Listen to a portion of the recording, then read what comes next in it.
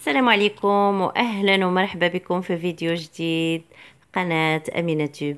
اليوم ان شاء الله غادي نقدم لكم سلطة ديال الشمر اللي كلشي كيعرفها ولكن كنساوها. الشمر كيف ما كتعرفوا كيكون في فصل الشتاء، لانه سبحان الله العظيم كيسخن الجسم ديالنا وكيحتوي على نسبة عالية من فيتامين سي بحال الحوامض الاخرى، وكيحتوي كذلك على مضادات للاكسدة، وغني بالمنغنيز اللي كيكون ضد العياء والتوتر، وفيه كذلك حمض الفوليك. وهاد البسباس كيساعدنا على انه كيخرج من الجسم جميع السموم خصوصا الكبريت، يعني كيغسل الجسم ديالنا. لذلك بغيت نفكركم بالسلطه ديالو اللي ضروري ترافقوها مع جميع اطباق ديالكم ديال القطنيات اللي كيكون الناس عندهم عسر الهضم ولا صعوبة الامتصاص.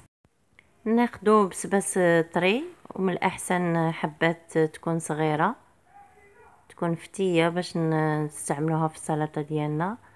نغسلوه مزيان بالماء والخل، لان كتكون فيه كيكون هو اصلا في التربة، كيكون مزروع في التراب، يعني ضروري نغسلوه مزيان.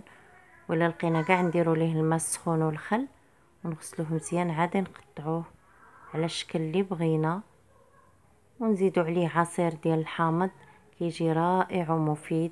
كنتمنى انكم تستافدوا من الفوائد ديالو وما تضيعوش عليكم هذا الخير الكبير اللي كاين في هذا الخضار.